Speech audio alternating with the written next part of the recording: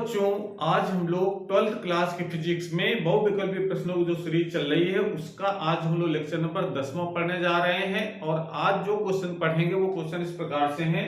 पहला क्वेश्चन है, एक बैटरी जिसका विद्युत वाहक बल 5 वोल्ट है तथा आंतरिक प्रतिरोध 2 ओम है, एक बाह्य प्रतिरोध से जुड़ी है। यदि परिपथ में धारा 0.4 एम्पियर हो तो बैटरी की टर्मिनल वोल्टता है, यानी टर्मिनल वोल्टता बतानी, यानी जो बैटरी है उसके सिरों बीच कितना विभवांतर होगा ये ज्ञात करना है। तो उसके लिए फार्मूला आप सिंपल सा है, आपको याद होना चाहिए और याद भी होगा। V इक्वल टू होता है E माइनस आई आर, ये फार्मूला होता है जहां V है वोल्टता सिरों पर और E है विद्युत वाहक बल, I है धारा और R है उसका आंतरिक प्रतिरोध।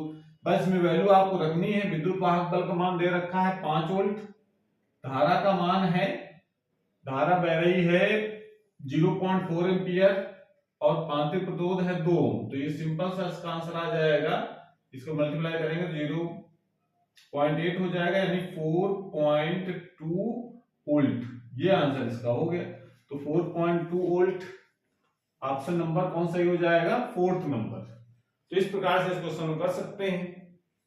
अगला क्वेश्चन हमारा है, संलग्न परिपथ में बिंदुओं A व B के बीच तुल्य धारिता बतानी, यानी जो चित्र बना हुआ है इसमें A और B के बीच तुल्य धारिता बतानी। तो बहुत सिंपल क्वेश्चन है ये दोनों जो संधारित्र लगे हुए हैं ये दोनों किस क्रम में है? श्रेणी क्रम में, और ये उसके साथ समांतर क्रम में लगा है। तो आपको पहले इन दोनों को श्रेणी क्रम में जोड़ना है। तो 2 और 2 को श्रेणी क्रम में जोड़ेंगे तो फार्मूला होता है श्रेणी क्रम का।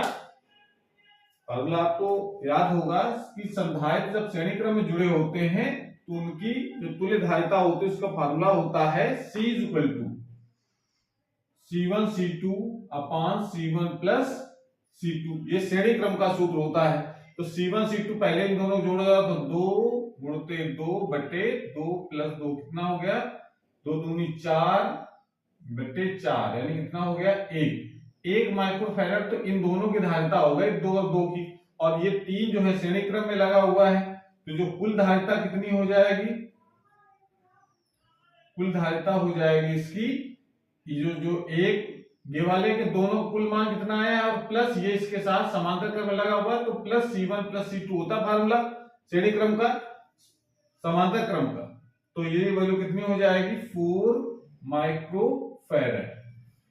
ये बात समझ आई? मतलब सिंपल सा तरीका है कि दोनों को श्रेणी क्रम में जोड़ना है, जिसका आंसर आएगा 1 माइक्रोफैरड। उसके साथ 3 को समांतर क्रम में जोड़ना। समांतर सूत्र क्या होता है? C1 plus C2। तो C1 का मान हो जाएगा 1 माइक्रोफैरड और C2 का मान हो जाएगा 2 माइक्रोफैरड, दोनों 4 माइक्रोफैरड।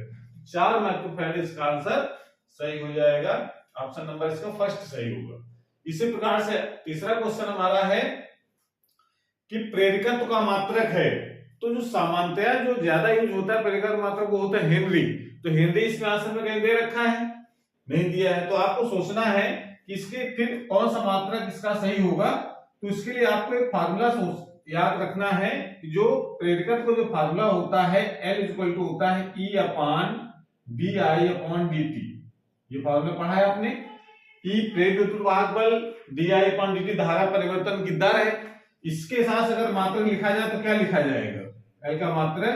तो E विद्युत वाहक बल, इसका मात्रक क्या हो जाएगा? वोल्ट, और बटे में धारा है और ये ऊपर चला जाएगा तो सेकेंड अपॉन एम्पियर, ये तो आएगा इसमें। तो वोल्ट प्रति एम्पियर। अब जरा देखो, वोल्ट प्रति जो एम्पियर होता है इसको हम लोग ओम भी लिख सकते हैं ओम की नियम के अनुसार। तो ओम इंटू सेकेंड जो लिखा गया है, तो ओम इंटू सेकेंड, ये ऑप्शन इसका सही होगा। तो ऑप्शन नंबर इसका फर्स्ट सही हो जाएगा। इसका भी क्लियर हुआ? वोल्ट सेकेंड प्रति एम्पियर आएगा तो वोल्ट प्रति एम्पियर को हम लोग ओम भी कहते हैं। ठीक है ना भैया? R इज वोल्ट फार्मूला क्या होता है? R is volt V upon I। तो वोल्ट प्रति एम्पियर, इसको जो हम लोग ओम लिखा जाता है, प्रतिरोध का मात्रक होता है जो। तो इस प्रकार से हम ओम इंटू सेकेंड, ये इसका ऑप्शन सही हो जाएगा। ठीक है? इसके मात्रक कई होते हैं, अपने हिसाब से ऑप्शन के हिसाब से इसके मात्रक को ढूंढना है। कॉमन इसका मात्रक होता है हेनरी। ठीक है ना? इसके अलावा वेबर प्रति एम्पियर भी होता है इसका मात्रक। चलिए अगला क्वेश्चन हमारा है, परम शून्य ताप पर शुद्ध जर्मेनियम का क्रिस्टल व्यवहार करता है यानी परम शून्य ताप का मतलब होता है 0 केल्विन या -273 डिग्री सेंटीग्रेड। तो उस ताप पर शुद्ध जर्मेनियम का व्यवहार कैसा होगा? इस चालक की तरह व्यवहार करेगा या अचालक की तरह व्यवहार करेगा या अर्धचालक की तरह व्यवहार करेगा या इनमें से कोई नहीं। तो शुद्ध जर्मेनियम जो क्रिस्टल होता है वो होता तो अर्धचालक है, ठीक है ना, लेकिन जब टेम्परेचर बहुत कम होगा तो एक भी उसके बंद जो सहसंयोजक बंद बने होते नहीं टूटेंगे। इसका मतलब उसकी चालकता कितनी होगी? 0। अब 0 चालकता हो इसका मतलब कैसा व्यवहार होगा?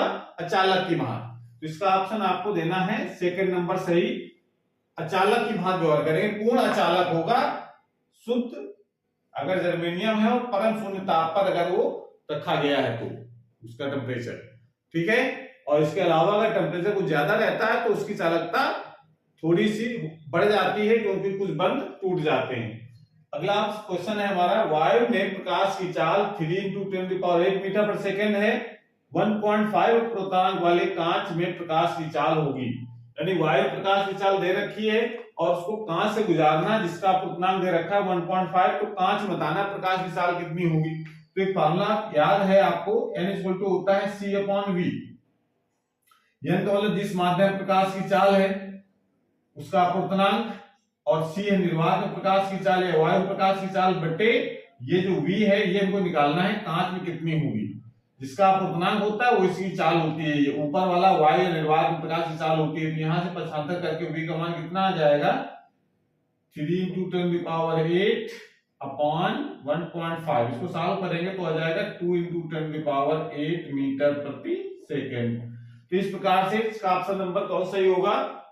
थर्ड वाला, 2 × 10⁸ मीटर प्रति सेकेंड, ठीक है।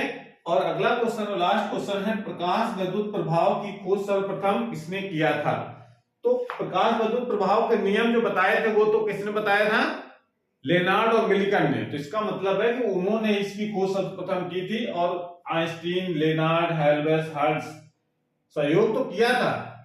शुरुआत में घटना देखी थी उन्होंने लेकिन उसके बारे में कुछ पता नहीं था।